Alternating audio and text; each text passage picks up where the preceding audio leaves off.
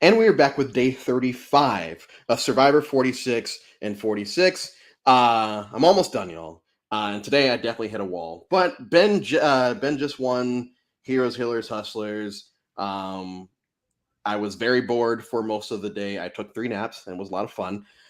Today we are joined by Naomi, who we've had one producer. We have now the other co-producer Now of we're Survivor cooking. New York. We've had, I think, a couple of people from Silent Podcasts. So Silent Podcaster and host of Mike White was robbed, which I'm really excited to get to that one after I finish tomorrow. Another boring season. And just going right into this. Hi. First off, thank you so much for actually offering to do this because I had 0 offers for this at all. So like the fact that you offered to do this, I appreciate. What was your first experience with this season? Because this is timeline wise, this wasn't that long ago. So what was your first experience No. with the season, and what were your initial thoughts? We're not talking about the theme right now, just the initial Yeah. thoughts as you finished the season. Well, I will say that, Drew, thank you for having me. This was so early in my Survivor career because here's the timeline. Let me paint a little picture. My boyfriend, my ex-boyfriend dumps me in 2016. I have fucking nothing to do with my internship. My friends are like, Naomi, you gotta start watching Survivor. I'm like, fine, I will watch Survivor. I get totally addicted to it. And then I catch the tail end of Survivor Millennials vs. Gen X. And I'm like, oh, this show's actually pretty crazy. I'm super into it. So then I watch Game Changers Live. That's the first season I ever watched in its entirety. Crazy. And thank God that they had 2 people from Millennials versus Gen X, so I kind of knew who it was. But I was really sort of like, wow, this is nuts. And then this season comes along. And it's really the first entirely newbie season I started from the beginning. And at this point, I was going to the bar to play Mafia at Stone Creek, RIP Stone Creek. We miss you dearly. I was spending time with, infamous people like Jordan Kalish and TikTok Nicole. And it was really starting to be like, wow, we really like Survivor and this is entertaining. And that's why I wanted to revisit the season, is because it was a season I watched live. I never really touched again, but has, I think, grown into a monstrosity of a, I guess it has an aura about it, right? Everyone is sort of like, oh, Ben, or oh, all the idols, or oh, the fire making twist. And so it's like, okay, I haven't watched it since it came out. Let's take a peek at it. So I was glad that it was open and available and that we could talk about it right now.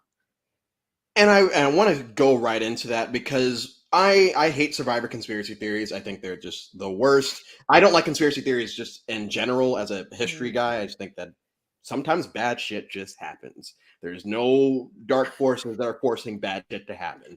And this is the prime case with this one because I wasn't in the online Survivor community until 2020, but I was still a fan. So every time I watch a season, I just have my own thoughts on people and the season, and that's it. Then I get online in 2020, and I realize that most people at the time thought that this season was fake and that COVID was fake. So most of them are morons, but they thought not fake. They thought it was fake. How much does that overlap? Although it's funny, I would guess that the people who think COVID is fake are not trying to take away Ben's win. That's a funny crossover. Yeah, they're two groups, but they were so convinced that the season was rigged for Ben. And my defense has always been, yes, I'm not a Ben person, but and I've said this many times throughout the last 35 days, Survivor has shown that they have favorites. They have favorites that they love. Ozzy, Sari, Coach, among others, that haven't won the game. And if you think that they're not going to fix it for those people to win the game, why would they fix it for some J-bro named Ben playing in his first time? And then they say, well, he's a Marine and it's different. And it's like, well, do you remember the cop from Thailand? Ken the cop from Thailand got a standing ovation when he said he was a New York City cop because it happened right after 9/11. If they're not going to rig it for Ken the cop in Thailand, they're not going to rig it for Ben the Marine in 35. Where did he find all these idols? it's not like you're hiding these idols in places that like are just you're shown his thinking process throughout. So why do you think that there was so much anger and hatred that went into Ben's?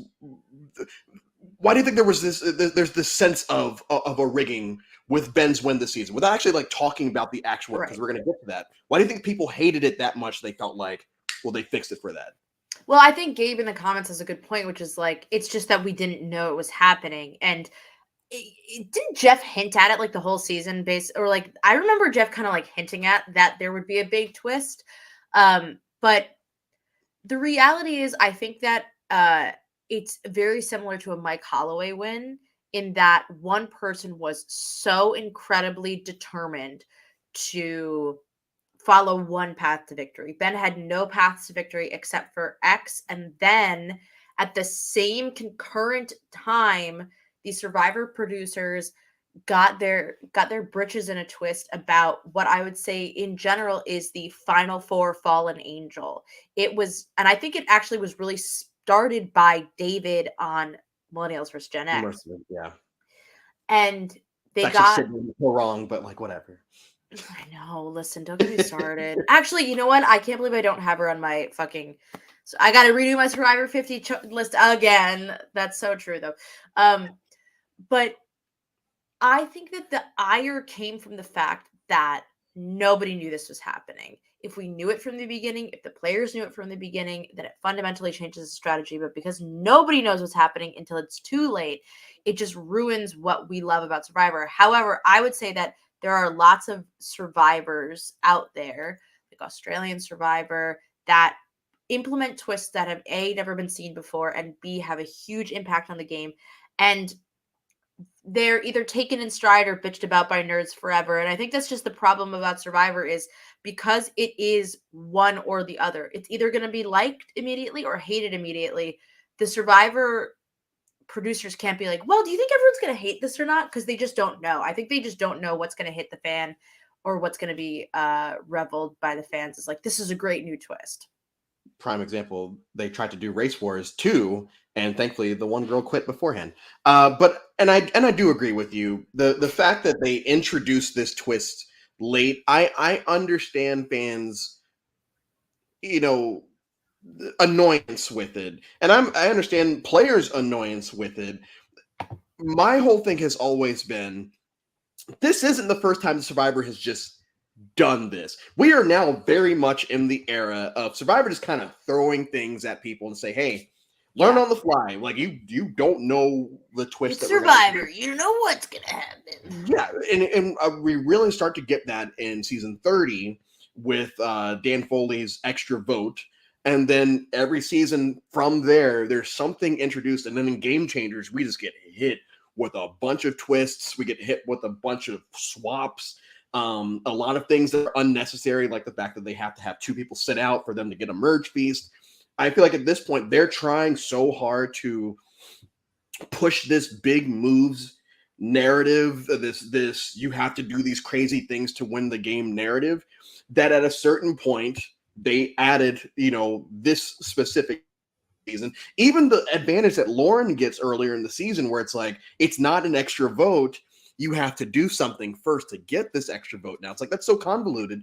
Just give her the extra vote. Yeah. I feel like it's not like this was the first time. If this was the first time they'd ever done anything crazy like this, I would get it. But they just did something like this in Co Wrong with taking a juror out. Yeah. And I know people get pissy about that season. Sorry, Michelle won. Get over it. Here, Ben won. And I feel like Ben in that final 3, yeah, okay. If it was not a fire-making challenge, he probably would have gone home. He would have gone home. Right. He didn't. He sat there, and I felt like he did what he had to do in the situation. And you have made this reference. Someone in the comments has made this reference that it's very Mike Holloway-esque. Yeah, I'm a bigger Mike Holloway person, but... Yeah, Mike Holloway, won his challenges, but he essentially, So I have two separate thoughts. Mike Holloway, and we'll talk about...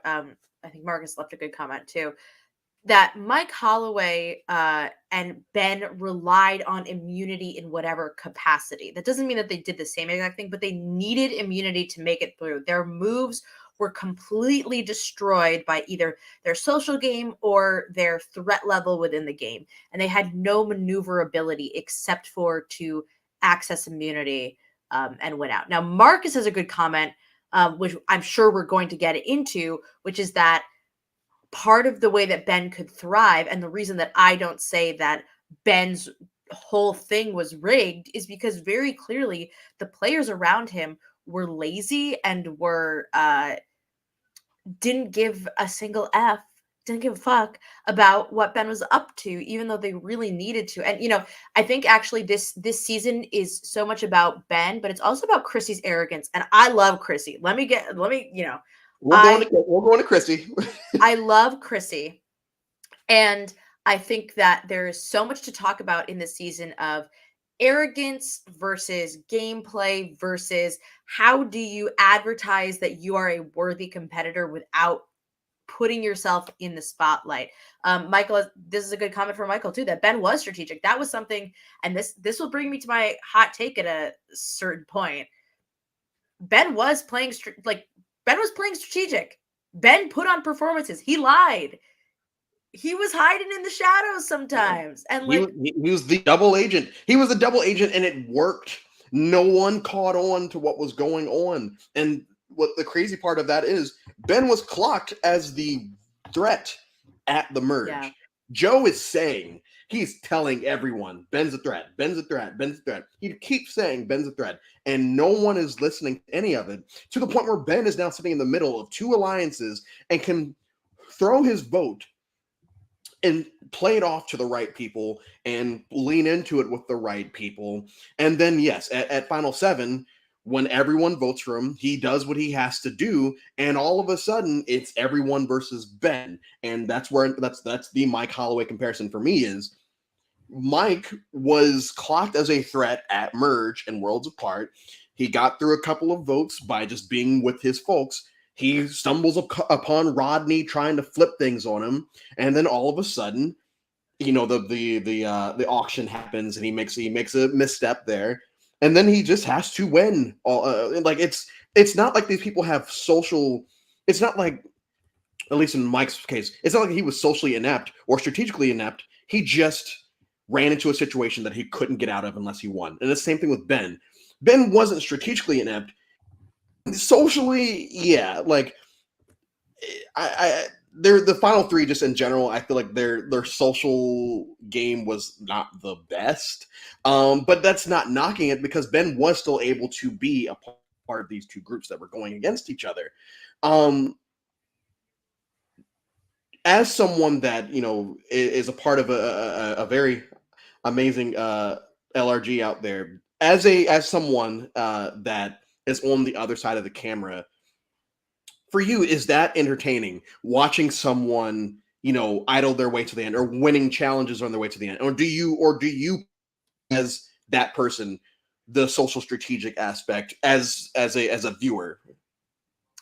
I'll say this. I think that it is always entertaining to watch somebody who was going to go home get out of it.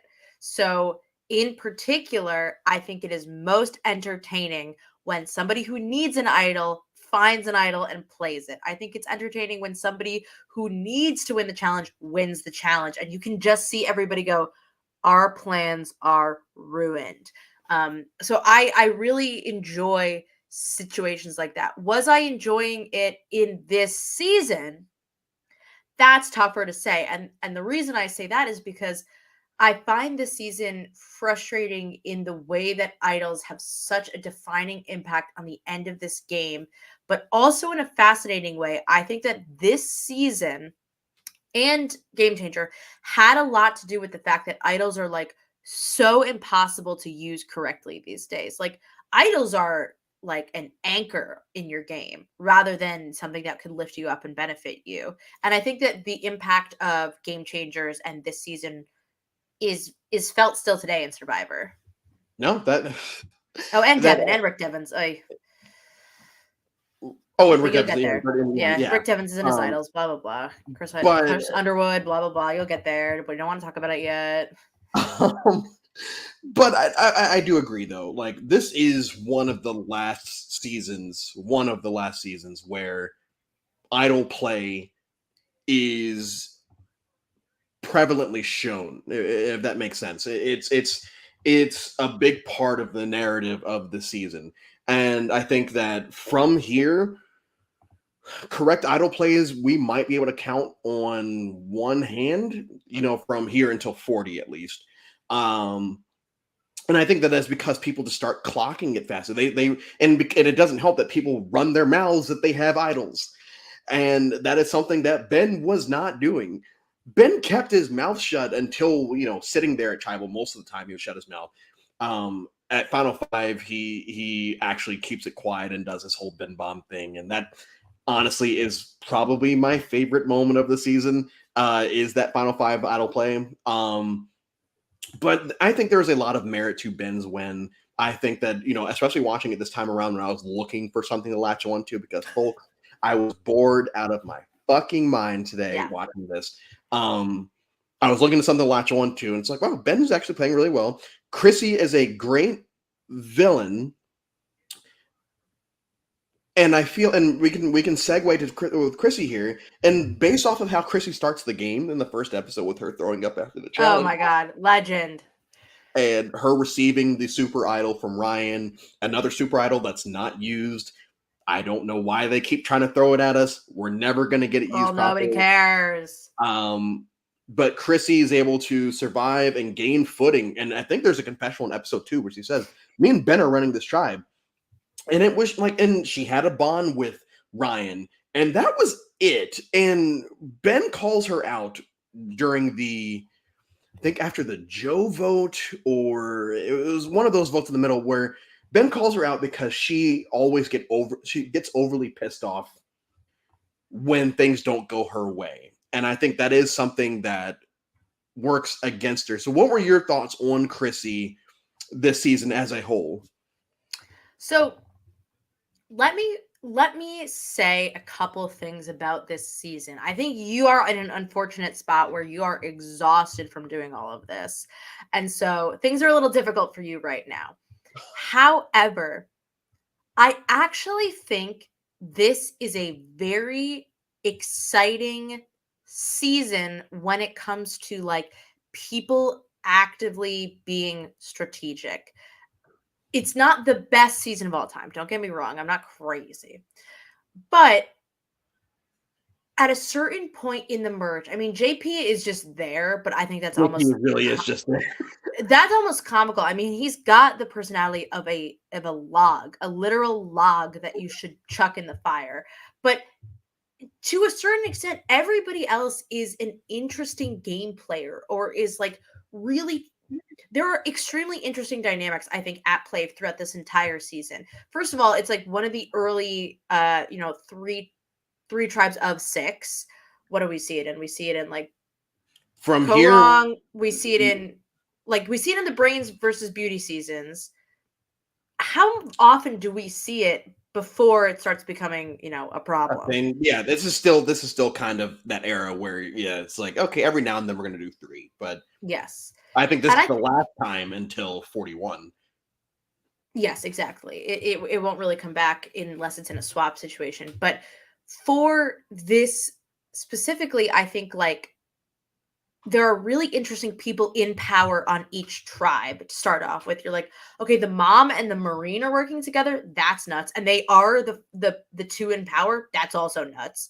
That like Ryan and Devon start working together and they're in power. And Lauren is also sort of in the power structure, like very dynamic ideas. And then the healers tribe is like such a clusterfuck and you don't know what's going on with them. So look, is every vote super exciting? No. Is every vote like crazy interesting in the pre-merge? Not really. But I think the swap developed some interesting ideas, and some interesting ideas of should we stick with the people that we have been on a tribe with, or should we blindside people that we've been working with because we know they're a threat down the line? I think about the alley vote a lot in that situation, where I think lesser players would just stick with somebody they've been on a tribe with the whole time.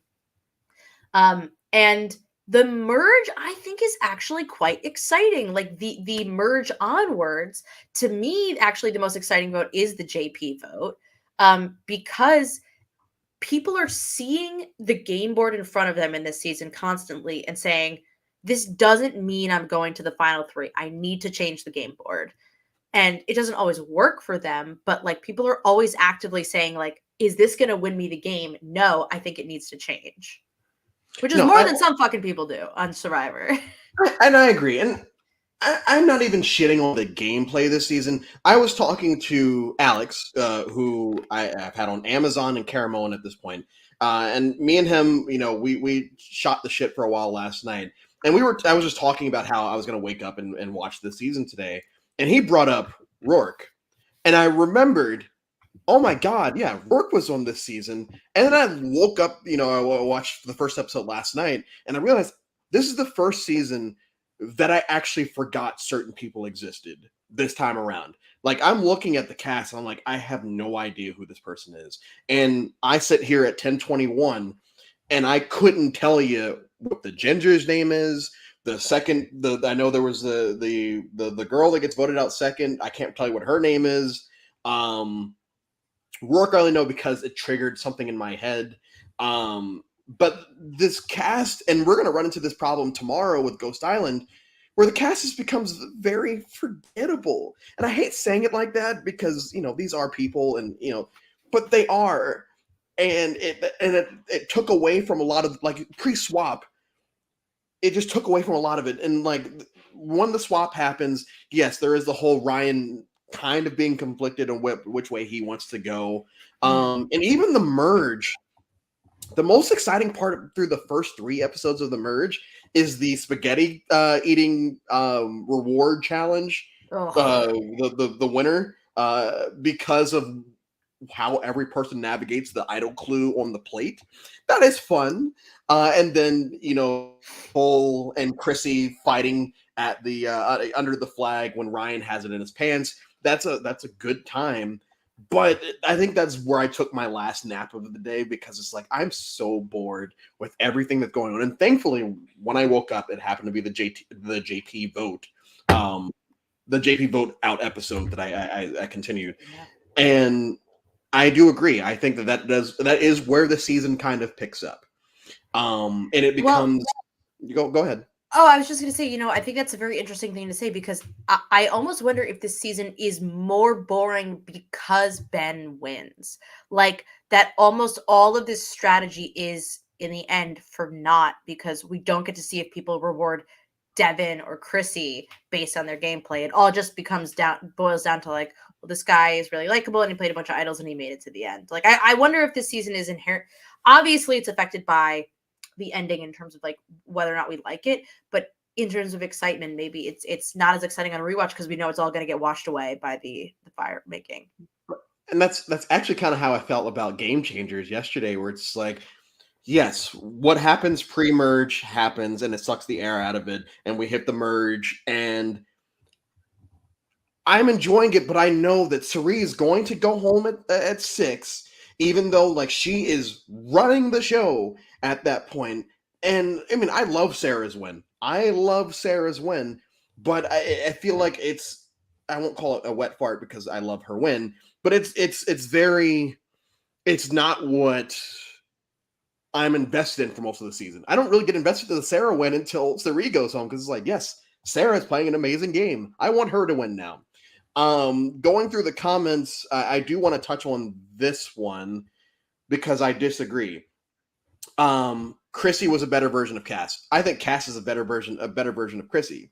I think Cass understood the game. I feel like Cass was playing the game more strategically and was making moves, and she never came off as overly pissed off when things didn't go her way. Her whole thing was like that was their own little thing, because Tony's an antagonist.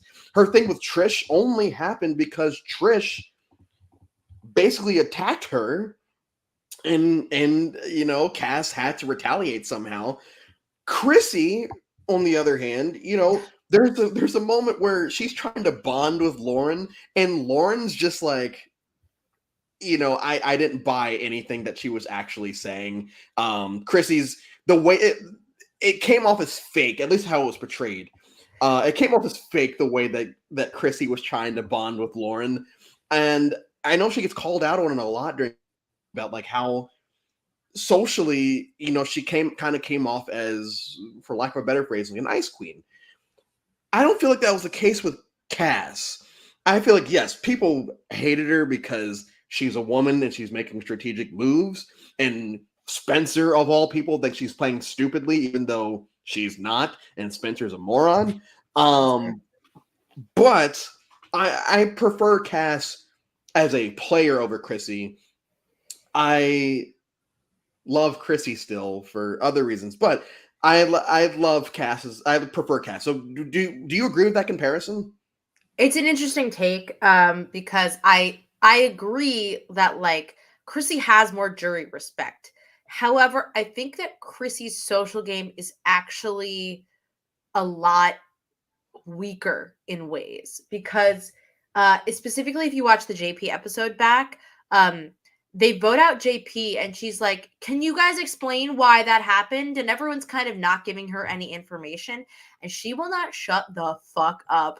Chrissy just keeps being like, nobody wants to say why that happened, and she's just sort of needling at it. And it's like, Chrissy, girl, if you want people to give you an answer, take your closest ally like Ben aside and be like, Ben, how do we talk about this? Or like try and talk to Lauren or Ashley. Like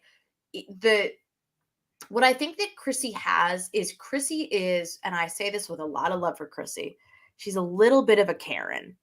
And I don't mean that in the way of like she wants her way, and if she doesn't get it, she doesn't get it. But she's always a little bit like, let me talk to your manager. Yeah. I have a problem with this. Can I talk to somebody, please? And it's hilarious to watch in this season for me. I think she's just such a funny character because, how on earth does she not get voted out at some point? I can't believe that there are people more grating on this season to the fact that she does not get voted out for being grating and annoying. That's fascinating in its own way. And I appreciate Christy for what she does this season. I think that the she game brings that it to the table. Yeah, she does it, and all it will in the strategic and physical aspect. I feel like she does very well this season, especially being pretty much the oldest person at the merge, unless I'm mistaken. I'm fairly sure she's the oldest person at the merge, and she wins 4 immunities. Going back to the Ben versus Chrissy thing, and one of the things, especially you being Mike White was robbed. There's a very large contingent of people who think that Chrissy somehow was robbed out of a win in the season, and I don't think that's the case, because I feel like what the jury cared about and what Joe was basically saying from the get-go of, it's Ben, it's Ben, it's Ben. And everyone has this in their heads the entire time of, it's Ben. And if we keep on doing this and Ben still makes it, Joe's been saying it all game, if Ben gets to the end, he's probably going to win. And Joe calls out Ben for not fighting for himself more at Final Tribal. I think this Final Tribal is not the best, but Joe does call him out for it, because you can tell they are looking for reasons to vote for Ben. They're not looking for reasons to vote for Chrissy. And, I am also one of these people, no offense, that don't believe in robbed players, because you win. Doesn't matter. Yeah, I don't life like has happened and it can't be changed. Sure. Yes, I don't like Nick Wilson, but like, fuck it, he won. Yeah. But because Mike White let him. No, I'm just kidding. No, but no, I agree. Mike White was robbed is always a statement to piss off my friends in my Survivor group chat, and then it kind of spiraled out of control. Yeah, I mean, no, I'm not even shouldn't be talking about that right now anyway. But yeah, here, pretend we didn't talk about it. Here, it's weird that everyone's flying the Chrissy flag so strong. It's very similar to oh my god, what the runner up in 43, the Gabler, Cassidy. there are so many people flying her flag. When in like reality, they were just looking for someone to beat Gabler. It's not like she was this otherworldly player or character that was like, oh man, I can't believe she didn't win. It was more of a we need her to win because we don't want Gabler to win type thing. At least that's how I've always perceived it. Yeah, and like to me, I think winners are always defined by how the end of Survivor shakes out, right? I think the Yeah. end of Survivor is so tricky, so tenuous, and you really, really want to focus on like this is what's happening in the game and how did you have control over that to win. So when you look at these last couple votes, right? Let's like it starts from JP going out. Like JP goes out, Chrissy is totally blindsided by that. Joe goes out, Chrissy is immune, so she's not going to go home. She's also like immune for most of the later half of Yeah. the season. So Joe gets voted out with Ryan playing his idol. Ryan doesn't know what the fuck is going on. And Chrissy and Ryan vote for Ashley. Lauren goes out on the Ben bomb. So Chrissy doesn't vote properly there. Ashley goes home 5-1 because Ben sort of shows off his idol. And then you have the Devon casting the vote for Mike of it all, which they vote for Ben again incorrectly. And that's sort of where I think like Devon has that perfect move. I think that it is a hands down perfect move to vote for Dr. Mike in that situation. I don't think that Chrissy has any particularly perfect moves from the JP vote on that demonstrate that she has more control over the game than Ben or Devon. I do think Devon versus Chrissy would have been fun. I completely agree with the idea that like it would have been a great final tribal to see those people go at it, to see like Ryan try and scrap his way through. But at the same time, Chrissy doesn't have a lot of strategic footholds to advertise as like I climbed to the top based on this. And to be fair, I think a lot of that has to do with the fact that they just let Ben find these idols, and then Ben was able to usurp any plan that they had possibly created because it didn't fucking matter because Ben had an idol. Because Ben had an idol. Yeah, it's funny if Devin does make it, Ryan doesn't get any votes because, and we can talk about Ryan. Then I want to start talking about other things that happened this season. Well, Ryan, isn't it crazy that Ryan's not a 0 vote finalist? That's just like crazy. He has huge 0 vote finalist energy. Ryan annoyed the shit out of me this season. And he was another person that when I finally got on the internet of the Survivor fandom and I realized that people also were not big fans of Ryan, I'm like, okay, well, I can agree with you guys on that.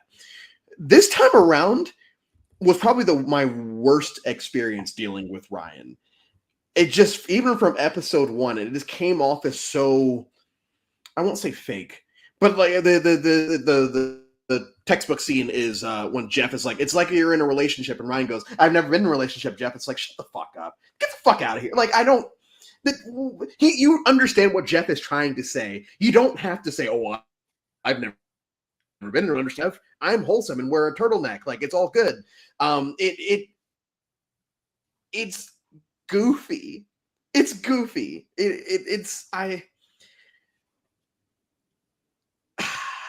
And he's the worst version of that archetype for me. The skinny white guy. Let's just call it what it is. The skinny white guy. The skinny super SKW. nerd. Wait, skinny SWG. Skinny white guy. He's the worst version that I believe that we get probably ever. And I want to just defer to you on I was going to call him Skinny Ryan, but that's a different Ryan. No, we support Skinny Ryan in this house. Ryan. We do not support Ryan with the red turtleneck. What were your thoughts on Ryan this season? I think for the next Survivor Halloween party, I'm going to get the Die Jerks purple head. Die Jerks.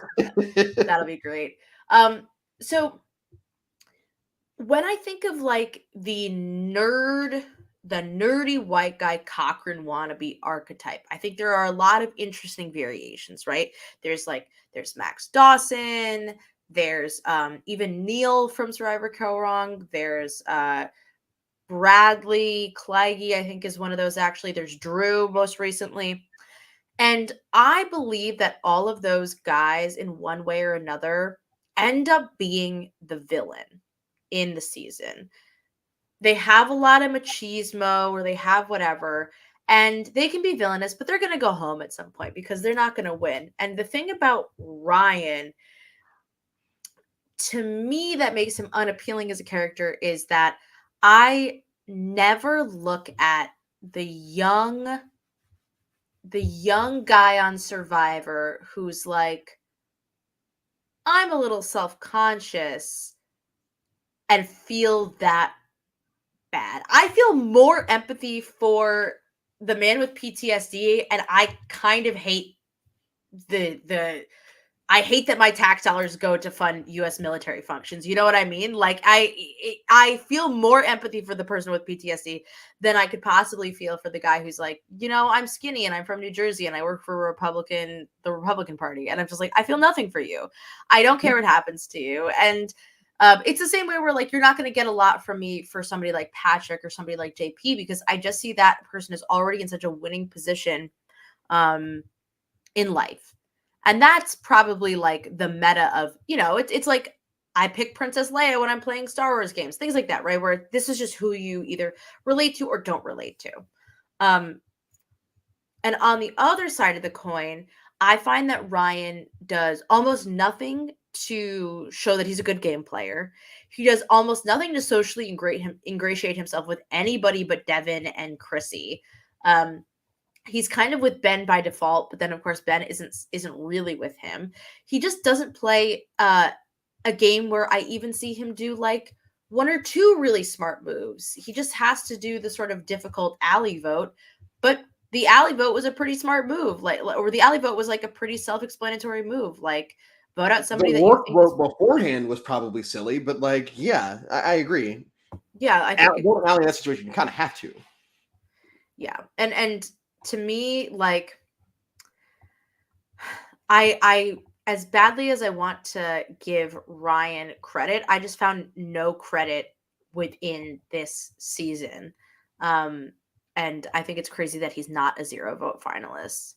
And someone did say that they felt like Devin threw him a hinky vote. I don't think that Devin threw him a hinky vote. I think that Devin actually felt some type of attachment to Ryan, even though he got pissed off at Ryan for telling other people besides him that he had an idol. But I do think that they had a fun little, and you brought it up at the beginning of this, that they had a fun little duo at the beginning of the game. Yeah. So I don't think that it was a pity vote. I think that he actually felt like he should. Yeah, he voted for his friend to win Survivor. Yeah. Yeah, I feel like the same way with Rodney voting for fucking Will and Worlds Apart.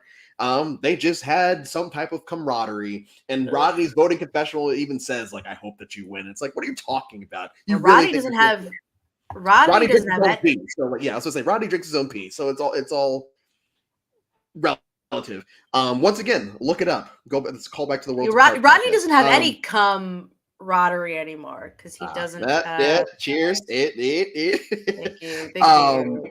So we're talking about a lot of these other characters. Pre-merge wise, Alan is a lot of fun. The Alan vote is the best vote of the pre-merge by far. Oh my goodness, yes. But Alan, he doesn't outstay his welcome.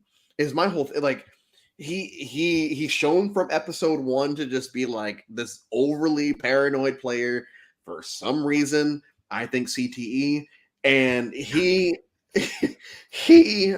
makes our boy JP strip because he's so convinced that he has. I think it's so funny he does that JP has no fucking like personality, that he won't even be like, no, I'm not taking off my clothes, like person I don't really know that well, like literally just lets it happen.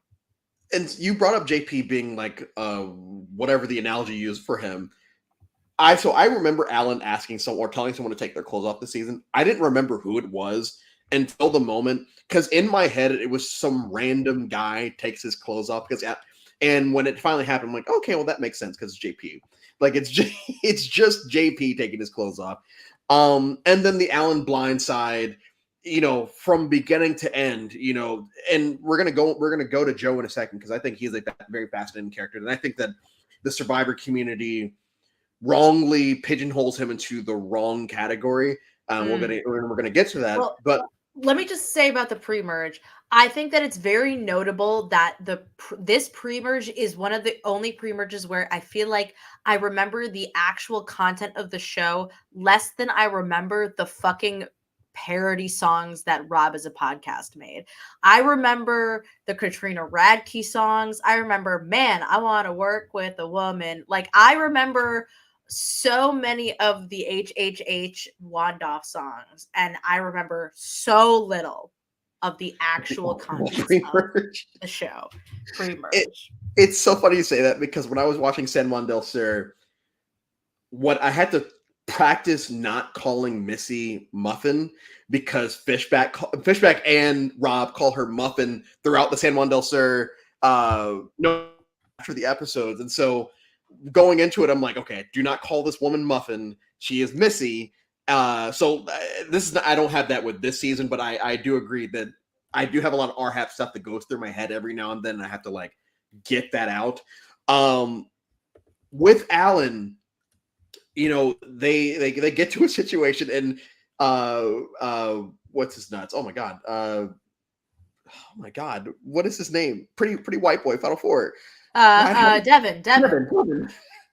Devin has a Parvati and Cook Islands moment where he opens his advantage and goes, "That's not an advantage."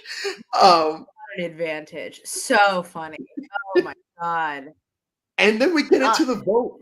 And Joe, he read her face, baby girl, and he plays the idol, and he plays it on himself. And Alan goes, and there's the respect thing, and Alan goes from there. Talking about Joe, for years I've read on the internet, oh, Joe is just they just wanted him to be Tony 2.0 and this, that, and the other because he's a bald guy and he's a probation officer and he finds idols. I've never gotten a Tony vibe from Joe. Honestly, this season, watching him try to antagonize Ben because he understands that if he says the right thing to Ben will flip out and do and say what he says. I got Spencer and Tasha antagonizing Tony and Cagayan, knowing that all they have to do, and Cass, antagonizing Tony and Cagayan, where they just know, hey, let's just poke let's just push their buttons a little bit because we know they're going to act like an asshole if we keep on doing this. And that's how I felt about Joe this season. He knew how to push people's buttons. And his buddy cop relationship with Mike in the merge is a lot of fun. Do you feel like that's a fair comparison to compare him to Tony, or like to say that he is a part of the Tony archetype? I don't think so, but I also think the Tony archetype is actually quite different than people understand it to be. And I'm sure you'll talk about him more as you watch him in season 40. But when it comes to Joe, I think that Joe and a lot of people sort of get immediately put into this spot because they come from sort of some form of law enforcement. And this is not for me to say that I feel bad for people who work in law enforcement on Survivor because they get pigeonholed. I don't care. Wow. I'm sorry. I feel so bad for the people who get profiled on Survivor because of law enforcement. I mean, Brett says he's a mortician because he doesn't want to be looked at as a cop. I'm not a and cop. The Queen clocks him. Anyway. But I think that what Joe is a person who understands that Survivor is about maintaining your composure a lot of the time. And the way that Joe finds success is that he gets under the skin of people, and then people think, well, we're just going to definitely vote him out. I mean, it's what happens in the JP vote. Unfortunately for Joe, he makes a fucking enormous enemy out of Ben, and then Ben immediately gets power and is like, well, fuck you, you're going home, Joe. Like, because you said I swore on the Marines. Yeah, which is really funny. He gets so mad. But I think that if Joe had just maybe toned down pissing off Ben and maybe tried to like tone up pissing off Chrissy or Ryan, like he could have had a little bit more longevity in the game. I do think that he was not a bad player. Like I think when Not at all. Dr. Mike did whatever bullshit he did, I think that Dr. Mike is an infinitely worse player than Joe. I think that Joe was actually not bad, had a successful IO play, knew that he had like was self-aware enough to know how people felt about him in the group. Yeah, he wanted to fuck it mode. I mean, he mooned the fucking plane. They go by on a seaplane and he moons it. Like, that's fucking funny. Tony could never be that funny. Tony is not trying to get the attention drawn onto him, whereas Joe is always trying to get the attention put onto him. Yeah, and it's fun watching it. Like I keep saying that, and I do believe it. I do feel like it's a lot of fun watching the show how I watch the show, where I just watch it like this, because I feel like a lot of the perceptions that fans have about certain players and about certain seasons are false if you just watch the show. So yeah, it's it's the idea of like it's like looking at the past. So I don't know, like the past is different once you remember it, and I think that's what happens with Survivor. Yeah, I remember hearing, everyone saying, Tony's just a better version of Russell. I was like, Tony's not like Russell at all. Like he's the only comparison that I could possibly see is he does at certain points use certain tactics against people. Like, hey, if he gets paranoid, he will try to vote you out, and that's pretty much where the Russell comparisons end for me, because I don't hate Tony. So when when the Joe comparisons start happening with Tony, it's like, no, because I'm actually rooting for Joe here. I'm not rooting for Tony and Cagayan. I'm rooting for Joe here because he's not doing anything wrong. His weird thing with Mike at the beginning of the season, okay, fine. That was weird. Outside of that, Joe was in bad spots and he would have to find ways out of it. And I felt like he was a fun confessionalist. And the fact that he does survive when it looks like his tribe is just going to get picked off one by one. And the fact that they vote out Desi first on the tie instead of him. Yeah. Where it should have been him. Like, I understand that Desi won one immunity challenge, but it's not like she was causing and stirring up a lot of the shit that Joe was. And it does seem like this cast was trying to get rid of people that were shit stirring or doing a lot. So you get rid of Joe at that, but that I feel like that is a testament to Joe's game. The fact that he was able to survive in that situation where he probably should have gone home. I just want to briefly go ahead. Well, you know that they have to vote out Desi because she is a woman. And as we know in Survivor, I mean, it hasn't fucking changed like one bit, even though they say it has, it hasn't. That if it's a woman, she's got to go. Yeah. It's funny because I guess I just forgot how, I won't say she's jacked, but she's built. Like, I forgot about that. Woo! Desi was she was jacked this season. I mean, compared to a lot of the people of the season. And I do feel like because winning all those immunities, Desi very much has a chance of going on the same exact type of streak. So maybe hindsight, they made the right decision getting rid of her. These other folks, though, like, I don't care about the Cole showmans. It's cute the first time, and it's just after that, like, I don't care about it. Her saying, "Oh yeah, I'm a virgin," and everything. It's like, oh, that's cute. You're 30 and almost 30. That the funniest part about that to me isn't like the actual romance. It's watching a guy. How old is Cole? Yeah. She was 29 at the time, almost 30. Yeah.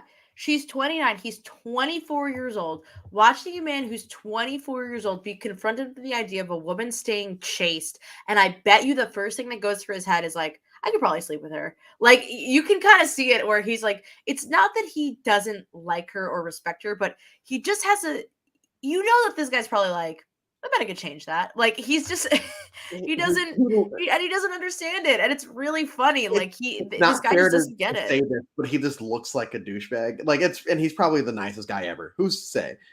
But he kind of looks like a douche. So yes, I had the same thing in my head of like, oh man, it's very much leaning into the she's all that type category of like, who can bet her first? And it's but I don't care about it. I don't care about most of these, and I think this is where a large part of my boredom came from this season, and what's going to be a large part of my boredom tomorrow is that there's no one to, Joe and Chrissy. I feel like this time around I was paying a lot more attention to them, and I really enjoyed them. But overall, just I don't know, and ironically, and I've been saying this for about 2 to 3 weeks now. When they started recruiting, it became very apparent because there were like you could point out who were recruits. This is one of the first seasons where I could it definitely felt like they casted more fans than recruits. And I feel like it almost brings down the season because, like you said, there's a lot of strategy that goes into the season. And I feel like all of a sudden we don't end up with these crazy characters. We end up with a whole bunch of people trying to do crazy moves and getting butthurt when things don't go their way. So now we're sacrificing the social aspect of the game and we're focusing on the strategic and the idle part of the games, and we're kind of neglecting everything else. And I don't know. This is definitely one of those seasons that I always go into it saying, maybe this time I'll get it. And I just when I do 50 and 50 in 2 years, maybe like I said, that'll be my final do like time. 50 and 51. You know what I mean? Like Give yourself one day.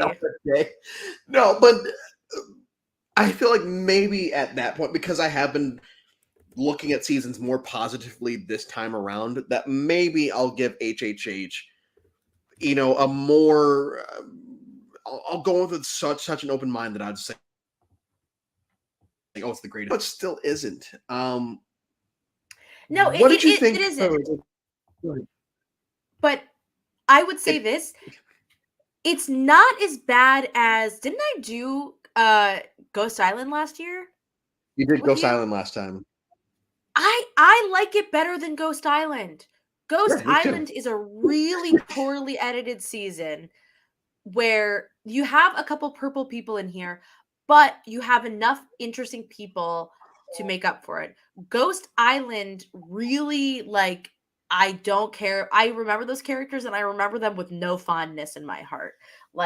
At least in this one, I'm like, oh yeah, well, Allie was kind of cool, and Desi is Desi, and at least she got her win on the challenge, and Joe was interesting. Lauren, I was a huge Lauren fan at the time. I just have to say that I think that Lauren, Ashley, Dr. Mike, and Devin are all very compelling game players in their own way. It's just that they get completely overshadowed by the fact that they all kind of let Ben have his way in one way or another. Yeah, and we're going to get to that at the end of the episode when we talk about people that we might want to have come back. And it's funny that you brought up earlier that, you felt like Joe was a better player than Dr. Mike, and that he was, you didn't say these words, but I'm assuming you think that Dr. Mike was more on the shit side of a game player. Is that putting words in your mouth, or? I mean, I just think that Dr. Mike didn't have a fucking clue. You know what I mean? Just that man wasn't doing anything properly. But going off of that, I do feel like he was I felt like production liked him enough that he is the type of person that they would bring back down the line. I would not want to see that. I mean, I wouldn't want to see Rupert, but if Rupert's on the table, they're going to bring him back. I do agree with you, though, that him, Devin, Lauren, and Ashley were a fun group of people that were, making it through the merge. Thankfully, once again, post JP vote, it is pretty fun. The gameplay is fun. The cast is fun. The moves are fun. But what was the move that was pulled off? And Ben just turned into a huge dick to Chrissy. Of course I can't remember off the top of my head right now, but Ben's being so passive aggressive to her, and I realized at that moment, everyone always says that the final three of Worlds Apart is so hateable, and it's like, well, no, because I don't hate Mike, and Carolyn I don't hate either. I Um, like Mama C. Woo! Just but here, game wise, I could see why people would say that about this final three, and they don't. But I feel like these three are super antagonistic from and yes, it is. They become victims of circumstance. Like Ben has to be antagonistic because they keep trying to come after him. He could have been a little nicer, but whatever the fuck. Chrissy is an ice queen, and Ryan is he's Ryan. He's Ryan, and it's nothing that can help that. But we get that final three, and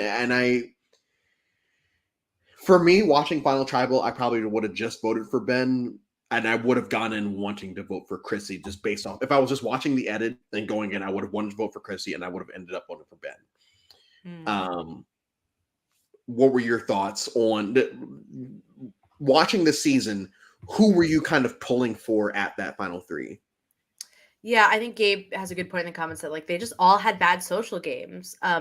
It's interesting. I think Ben unfortunately falls victim not only to circumstance, but the fact that like I think the family visit is a huge turning point for like I think how Ben feels about these people, and I think he fucking hates them.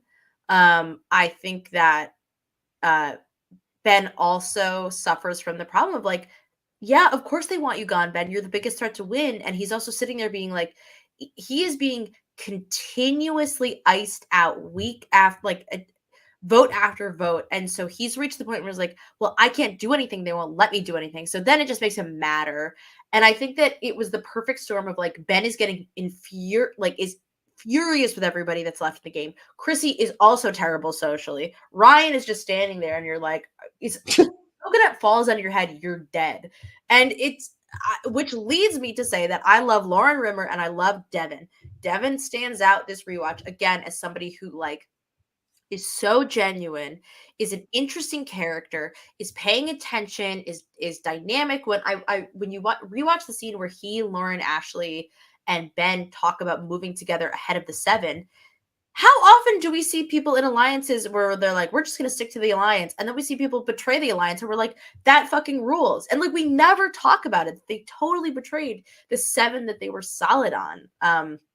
Yeah, I just think that nobody's given him enough credit. I think he's a really interesting player. I like Devin a lot. I think the Final 5 move is spectacular.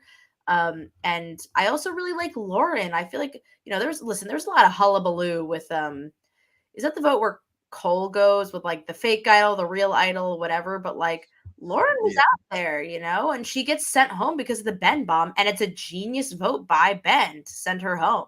It's exactly who should go home at that moment. Yeah, and I will say, and I forgot that Ben was. I won't say he originated this phrase, but like he originated this phrase on Survivor.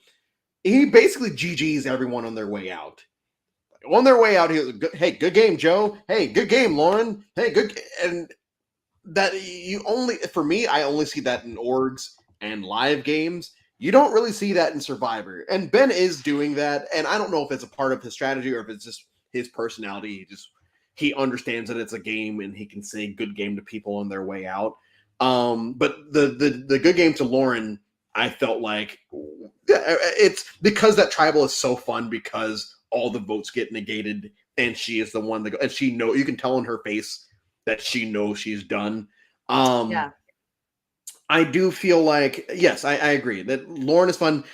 I know another one of the hot takes on the internet is that Devin is smart Fabio, which is just an insult because Devin's not fun or smart Fabio. Devin's his own person, and I don't get Fabio vibes from him at all. No, he was like way more of an as a Fabio lover. Yes, Devin was way more of an active player in this game. They're not hands down.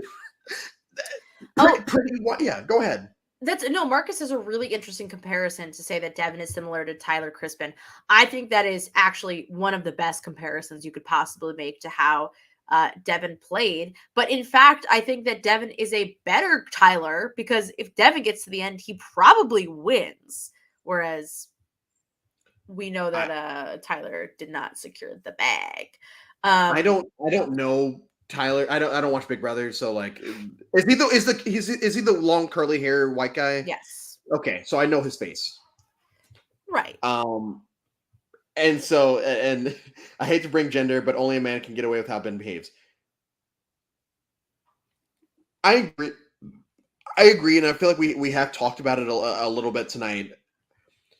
Ben is really only in there.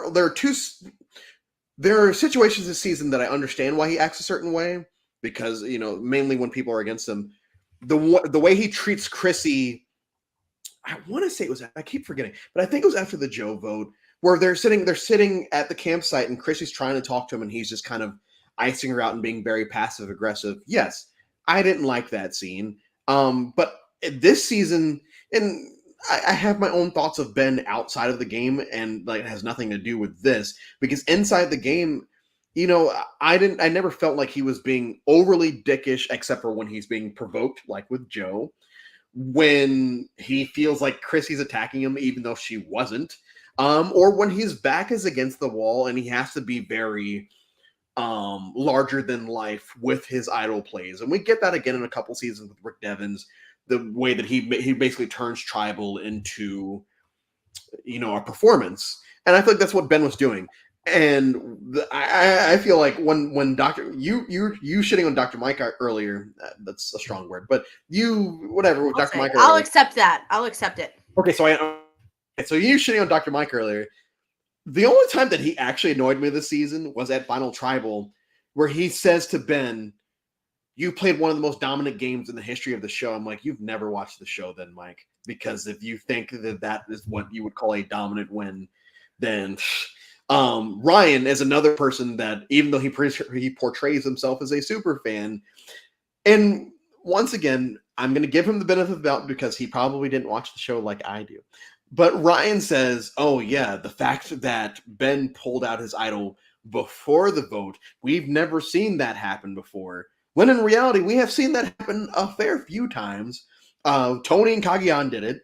I know it wasn't the same type of idol, but Gary Hawkins / Hogaboom did it in Guatemala. So Ryan, you're not much of a fan if you don't remember those. I don't think that, but I honestly, I don't think that Ben was. I think Ben 2.0 is more hateable, and that is going into this once again, this whole rigged bullshit narrative. For me, if production loved him that much, and that they're just gonna give him a win, they're not gonna portray him as a fucking moron on Winners at War, which he is basically portrayed as in Winners at War, and he's also portrayed as a dick towards the end, the way that he ices out Michelle and Jeremy and all these other people, and how he basically quits at the end of the game. I don't think that they show us that if they love him that much and that they're going to rig a game for this person. And conspiracy, I know I started the show talking about this, but it's such bullshit that people actually buy into that narrative. I guess Ben just has like Ben has a perfect narrative. If you watch like a best of Ben highlight clip on YouTube, which I did to like sort of refresh my memory as well, Ben's whole narrative is like, Survivor is going to change my family's life. I am a veteran. I suffer from PTSD. I have fought for this country and I need money to keep my family going. And you hear that and you're like, that is an incredibly powerful story. Survivor hears that and thinks, that is an incredibly powerful story. So he's at the forefront of the edit because he wins, because we know that we will feel this emotion for him and then he will win. On the other side of things, like, I do think that Ben is an asshole to the people around him. I also think that Ben doesn't just get automatically handed these idols. Like, he does try and find them. And the conspiracy doesn't really exist in my mind because I know that Jeff Probst was already thinking about doing something fucking ridiculous. When it came to David Young, David Wright's vote David out. Wright, Like, yeah. That was always existing. It just so happens that like the person with the most perfect narrative, which is Ben's Marine narrative, is the person who ends up like that Survivor producers really like, but it doesn't mean that they were like handing him everything. Exactly. And I know I kind of really talked about that a lot tonight. And I probably shouldn't because I don't like Ben, but I like calling spades a spade, and in that situation, and I will always say that Ben 1.0 is my if I have to have a favorite version of Ben, it's always going to be this one because in Winners at War, I don't even think he needed to be there. I would have rather had Mike Holloway in that archetype. Million percent. Because I understand they couldn't get Earl Cole, and that's fine. I apparently didn't even reach out to Fabio. Boo. Fine. They should have gotten fucking Chris from Vanuatu. Sorry, Probst, for him screwing over your ex-girlfriend, but like Chris is one of the greatest winners of all time. Hey, sorry, I won't talk about another winner because I have my own opinions on that. But Ben didn't need to be there. Nick Wilson didn't need to be there. That's whoever's listening. You got to tune into the Winners at War episode for this shit. Don't give it away for free too early yet, Guru. It's weird because prior to Winners at War, Jeff placed Ben on his Mount Rushmore, which is insane. Is it possible that Jeff loves Ben more than the editors? Yeah, it's very possible. Yes. And I think the thing is that, like, at the end of the day, Jeff does not have entire control over the narrative. Like, I don't want to be all like, I work in TV, but I work in TV. And like, I think that the story producers are looking to justify, like, it is really the ends justify the means. So once the ending happens, then the story producers go back and they're looking for the moments that justify what happens. And I think that one of the things that needs to be justified is like, why would people not vote for Ben? And why does Ben have a difficult time getting to the end? And that's because he kind of has a shit social game by the end of things, even though he has a really good social game in the beginning. And he's getting extremely worked up and emotional. I mean, I actually, something I wanted to talk about since you just finished this episode is I actually think kudos to Chrissy for the one thing she does that I think is in her control, where she wins that final immunity challenge. She gets the information that it's going to be a fire making challenge. And I think a worse player would be like, guys, just got this information. We're going to have to make fire, and Ben and Devin, I'm so sorry, I'm going to put you in. But instead, she only tells Devin.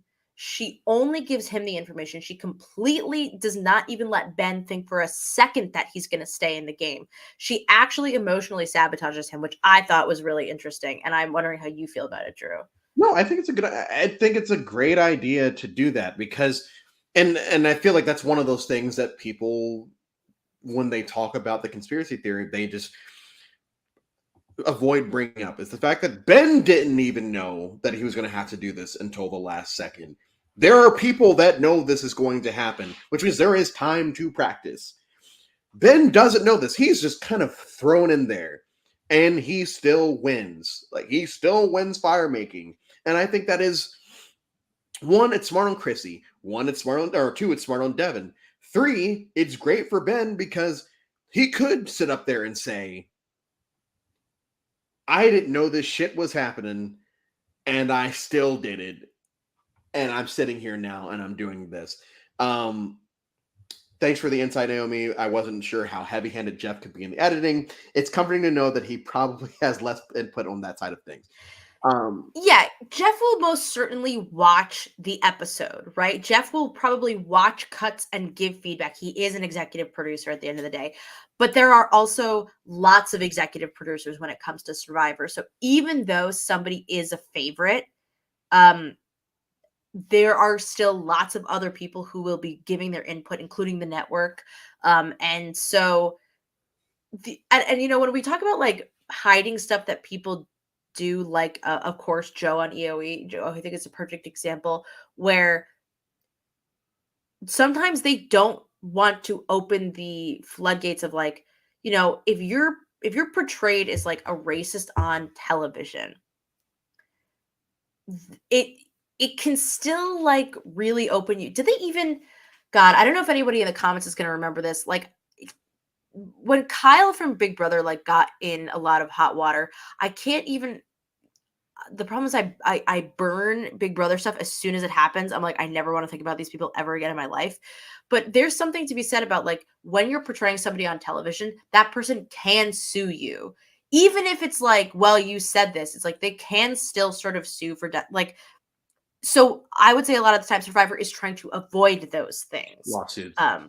When it comes to, you know, potential lawsuits from people who are on the show being portrayed in a way that they don't agree with, or they would say is damaging to their livelihood or whatever. That being said, Joe Anklin is a complete fucking nut job and racist. Yeah. But I would say that Jeff Probst is not the only person who gets a say in how the Survivor edit happens. And oftentimes is probably too busy to have a full say. Think about it. I mean, if Survivor 48 is filming right now, and Survivor 47 is probably in the edit right now, or it's going to air in a couple months. So it's actively happening right now while he's making Survivor 48. Like, he cannot be intricately involved in every moment of the Survivor 47 edit. Yeah, well, and I think a prime example of this is Russell in Heroes versus Villains. It's very apparent that Jeff is antagonizing him with a lot of the stuff that he says to him during Tribal. And yes, Russell's shown very heavily in Samoa and Heroes versus Villains, but it's very clear that at least Jeff, at both the reunion and during Tribals, is not really vibing with this guy. And that's another reason I like it. I'm just piggybacking off what you said. That's why I don't think that Jeff has as much say, because if he had his case, Rob, who only had like 5 episodes in Heroes vs. Villains, would probably have more confessionals that time around. He doesn't. So once again, just because despite what Probst says, he does have his favorites, and Rob is one of them. Yeah, Big Brother soft these days. Gone are the days of BB15 where the editors weren't afraid to bury the contestants. I miss those days. I don't know. I'll tell you about it off mic. Well, I'll tell you about, because we can't even get into it. But God, woof. All right, so we're gonna start wrapping up. But before I get to my final 2 questions, as always, what are your final thoughts on Heroes, Healers, Hustlers? My final thoughts are: I love Lauren Rivers' accent. I love a strong lesbian on my screen. Happy Pride. In the end, even though Chrissy's kind of a bitch and she's not really that good in the end of the game, I still fucking love her. I still think she's hilarious as a character. She's such a bitch. And you're like, oh my God, like, imagine this is your mom and you're watching your mom be so annoying on screen. I would live for that. And I just think that overall, what I hope we can walk away from this episode with is Dr. Mike has absolutely no legacy on Survivor. He sucks ass, and Devin Pinto should come back. Okay. For me, I was very bored with this season. I don't hate it. It's fine from the JP vote on. I think that Ben on this season is a very underappreciated winner, not underrated, underappreciated. I do think that the back half of the cast, like towards right after the JP vote, are very fun. I think that one of the best blind sides of all time happened pre-merge with the Allen vote. I do feel Idol plays, not really blind side, but Idol plays with the Allen vote. I think that the Lauren vote out is a lot of fun. I think that the Ben bomb at Final 5 is a lot of fun. For me, let me pull out my list. I'm going to get this season a 3.25 out of 5, which would put it, let's see, it will fall, sorry, Gia Worthy, it's going to fall in between Palau and Fiji. It's above Fiji and below Palau. I hate Palau. Or I don't hate it, but it's very boring. But it falls below Palau, but above Fiji, because at least the jury didn't treat the black people like shit. Final 2 questions. One, we've only had Ben back from this season so far. I guess at this point it doesn't even, like, we can combine the questions because we haven't had any returning seasons besides 4 on Edge of Extinction and Bruce. Anyone from this season that you would love to see? I know you said Devin, specifically for 50 though. Like, anyone from this season or any folks from this season that you feel like we have to have them back for 50? So I actually did make a Survivor 50 list, and I put Desi on it because I think that Desi. Legacy. What's that? now has a legacy because of the challenge, and yeah. That's what I'm saying. She has a legacy now, but more importantly, I think that she has a lot of skills that Survivor players need. And I would be very interested to see Desi try again at the game. I think that it's a really good point to say Chrissy on the Traders would be hysterical. I just think that nobody's talking about her. Like everybody's so taken with the Survivor players of the day. But I still think that people like Chrissy and even Lauren Rimmer, to an extent, have stronger, more stubborn personalities, which make for more entertaining like games in general, whether it's like Survivor or the Challenge or the Traders, than people who are maybe a little bit more amenable and like are a little bit boring. That is adorable, and I know that like I don't really ever want to see another Blood versus Water season, but I like Devin. I think that Devin would be a good returning player to see, but I guess it, probably won't happen. I would love to see Chrissy back too. That's a big one for me. So your answer is Chrissy, Lauren, and Devin? Chrissy, Lauren, Devin, and let's throw Dr. Desi Mike. in there for fun. No, and Desi. Okay. No, Desi for sure. So for me, for this, I'm going to give my answer of what I want to happen and what I think that Survivor would do. For me, I would say Chrissy above all. I know that she was sick and went through a lot over the last few years, but yeah, Chrissy for me, and Joe. Like I would like to see Joe back. Like yeah, Lauren. I feel like Lauren, Desi, and Devin are all like great picks. That's not me, but for me, it would be Chrissy and Joe. What I feel like Survivor would do is bring back Dr. Mike. And better or worse, like I don't have as much distaste for Dr. Mike as you do, but I feel like that is the route that they go. They do have their favorites that they go, and it did seem like Dr. Mike was one of their favorites. I don't think there's going to be any winners on the season, and I don't think that based off of how Ben performed in Winners at War with basically quitting, that they would bring him back anyway.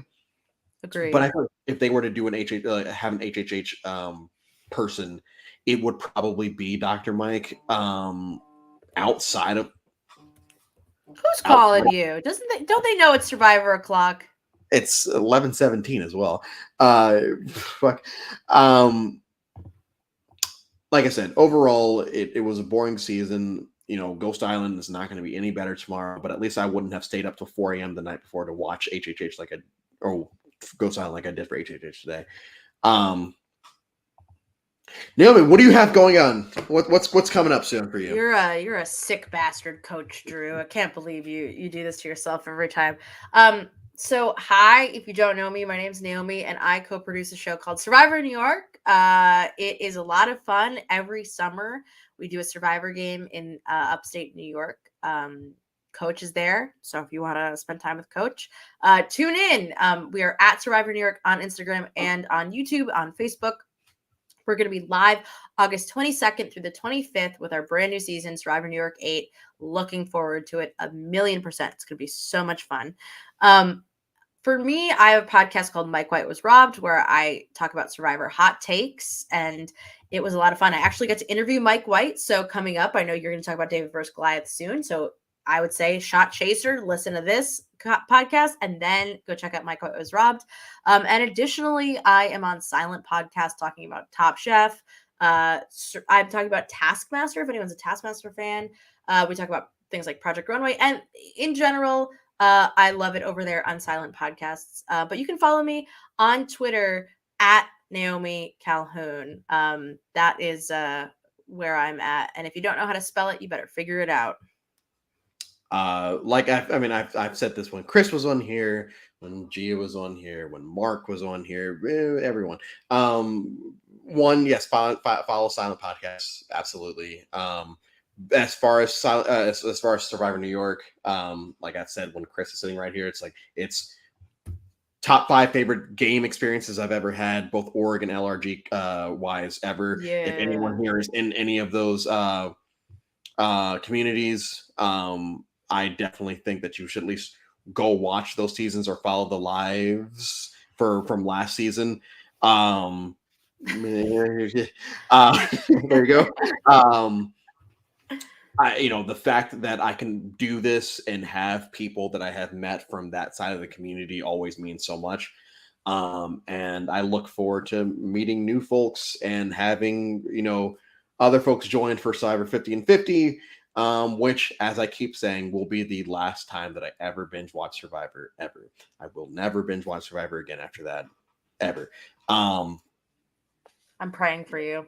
Thank you. I'm almost done. I've got we're at 35, so I've got 11. You've got a brutal stretch of seasons left, though. Like, you've got some really good ones, but then I got Ghost Island. Okay, I've got David. But then you have Edge of Extinction and like Island of the Idols, and then Winners at War. I like Edge of Extinction. Obviously, Island of the Idols happens. Winners at War is overrated. And then 41 through 46, it's quick, and this will be my first time rewatching 43 through 46. So and it'll be nice because I'll be on the back. I'll be at the end. But everyone, thank you again in the chat. Thank you to everyone that's listening to this afterwards. We are, I think, 13 minutes away from the record, so we didn't break it. The record still stands. Yeah, I'm not doing the record. No, don't worry. No, don't worry. We're gonna head out. Yes, Ghost Island next. I'm so looking forward to it. And we will see you guys on the other side.